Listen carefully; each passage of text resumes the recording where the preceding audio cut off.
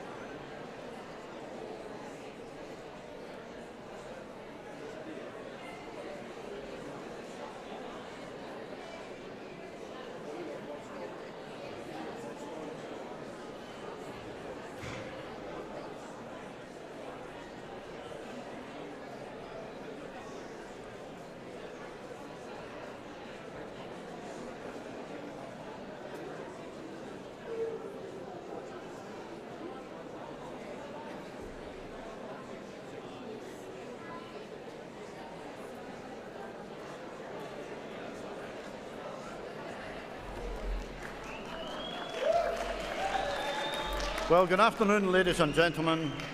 The moment of truth is arriving.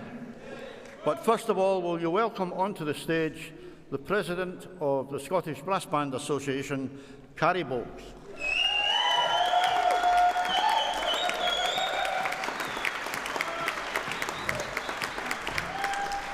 And also the Secretary of the Scottish Brass Band Association, Tom Allen.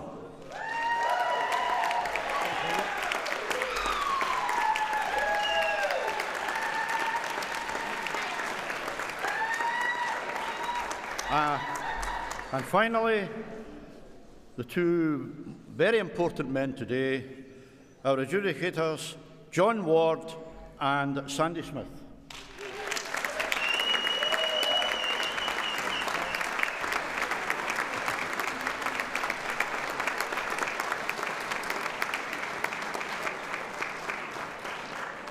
Well, folks, welcome to the awards ceremony. And before we start, I'd like to ask Carrie just to say a few words.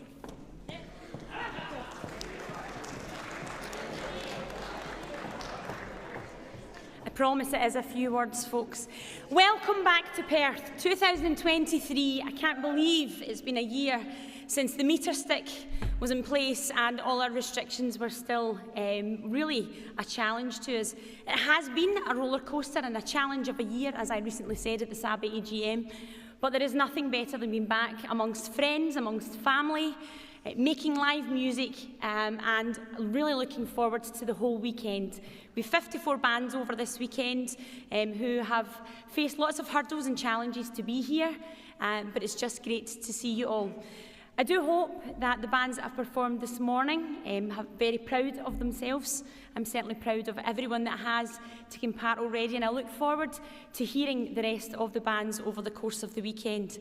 So thank you for being here. Thank you for supporting our national championships and capital regionals for 2023. I do wish everyone the very best. Win, lose or draw, we are all winners because we are all here. We are making fantastic music, and please keep making that music and keep enjoying and promoting Scottish branding wherever you may be. I'm delighted now to hand over to the first of our adjudicators, John Ward, to give a few words and remarks on today's performances. Thank you and take care, everyone.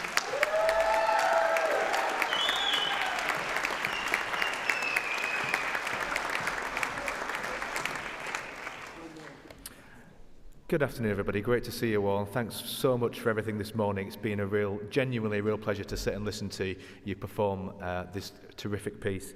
The things I'm going to say, actually, I'm not going to overload you with information because I know you've got an important thing to get to in a few moments. But irrespective of what piece you would have been playing this morning, Sandy and I, or any other judge, would be looking for a few things, and in particular, things that jump out at you immediately when you sat in the box. Dynamic management, so managing between mezzo forte and forte, or piano to forte, or what have you. It's immediately obvious bands that do that, and it immediately sets you higher. Things like rhythmic elements, like dotted rhythms. There was a lot of focus on the dotted element, but not a lot of focus on the non-dotted element. So we often get kind of a lot of weight at the front of it, but not the actual clarity of the rhythm that was actually written. For example, like letter M in this particular piece, and earlier on in variation 1, I think it is, when you've got the kind of fast movements and the rhythms. So just pay close attention to those, because the bands who, again, produce that clarity, they were higher up. And then another thing was aligning styles. So it doesn't matter, again, which style it is, but it's really obvious when you've got something marked molto legato and you've got 2/3 of the band doing it, but 1/3 of the band not doing it. Make sure you're all playing molto legato. Tenutos or agogic accents, making sure you all interpret and the conductor interprets exactly how they want you to play that, so there's not a disparity between different parts of the band. Another example, specific example today, was the march style in variation 3, I think it is. A few bands kind of playing it quite marked and quite martial, and a few kind of playing it slightly longer and more graceful, perhaps. Either way is fine, but just make sure you're absolutely aligned on what you're doing. Me and Sandy were sat there today, and when bands did that, when bands sounded all the same style, when they played the correct rhythms, and they were really kind of interpreting articulations in the right way, me and Sandy were looking up going, this is a good band, we like this band, they're going to be a little bit higher. So there you go. I'm going to hand you over to Sandy now. Thanks, everybody.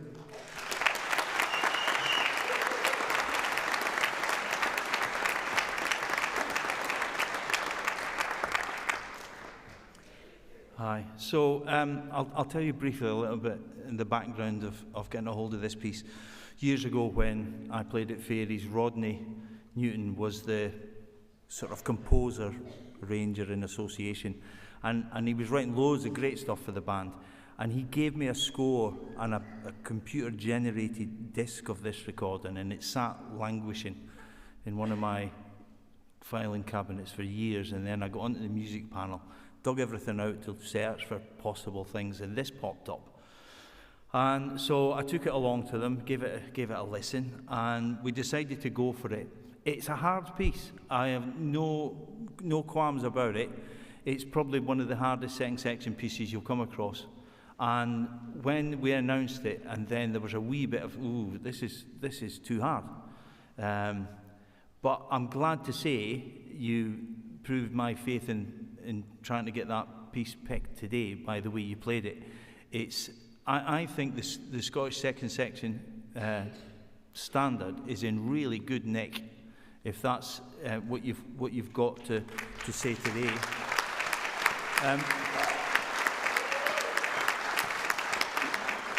I've been lucky enough to come up quite frequently in the last 7 or 8 years, and the standard is improving, absolutely, no question. It's a proper piece.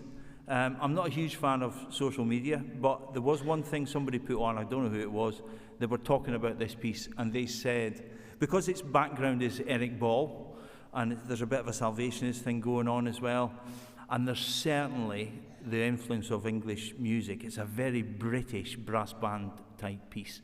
Somebody wrote on, and I thought this was bang on, he said it's the test piece that Ralph Vaughan Williams never wrote. And you can tell there's Vaughan Williams all the way through this piece. It's no coincidence. Rod knows exactly what he's doing.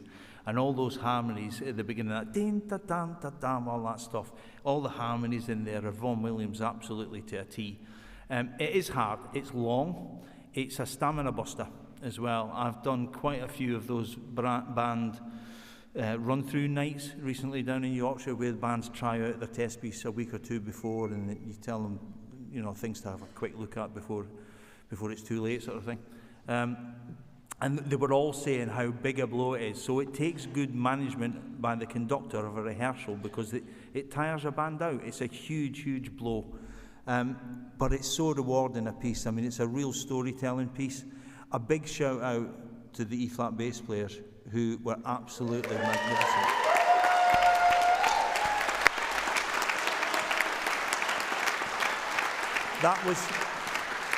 That was one bit. Once we picked the piece, and then I was hearing from people saying, it's too hard, the bass part's too hard, all this, you know. But everybody stepped up. There was some, I mean, crikey, yeah, really impressive stuff. But the bands that have been the most successful are the ones that maybe understood the score a little bit more and got the storytelling element. It's almost a film score, and it's very English, Eric Ball, Vaughan Williams, all that stuff. It flew past in the box the time to listen to it. And I don't think it's too hard. And I think playing music like that, I'm absolutely convinced that you will all see the benefit in the years to come playing good music like that. So just well done to everybody today. Thank you very much.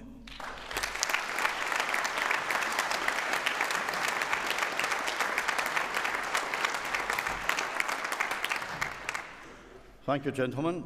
And now to the moment of truth. The Scottish Brass Band Association Medal for the Best Instrumentalist goes to the E-flat bass player of the band which played at number 1, Irvine and Bridehall.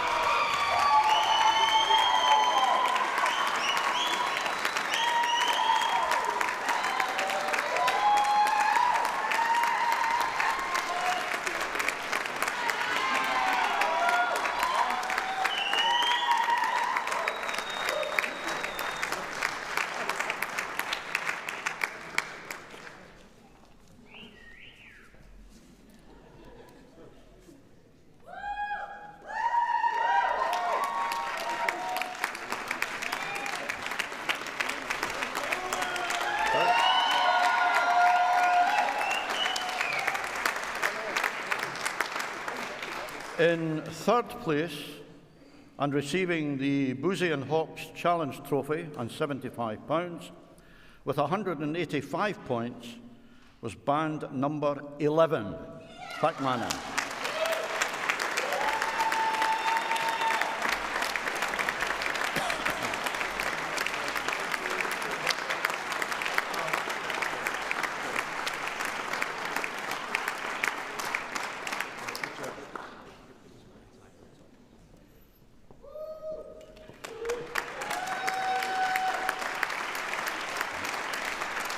And taking second place and receiving the William Lawson Memorial Trophy, £100, and an invitation to compete in the national finals in Cheltenham on the 16th and 17th of September, with 187 points, is band number 3, New Milnes and Galston.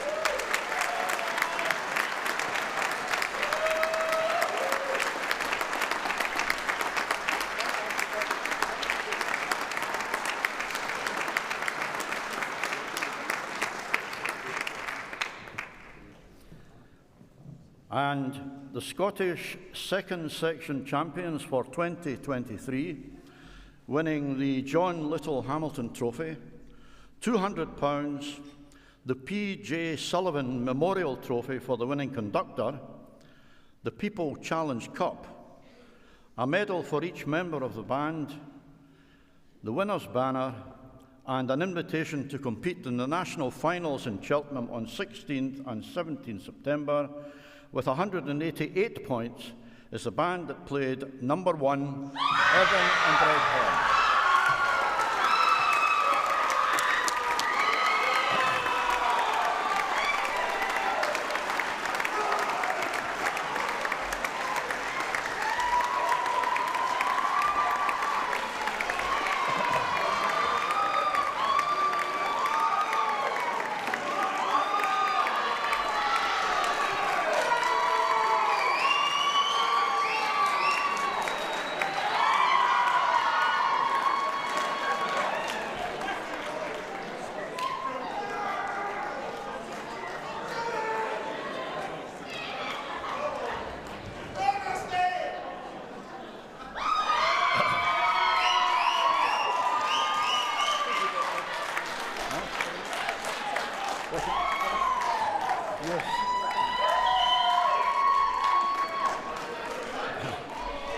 Can I just add that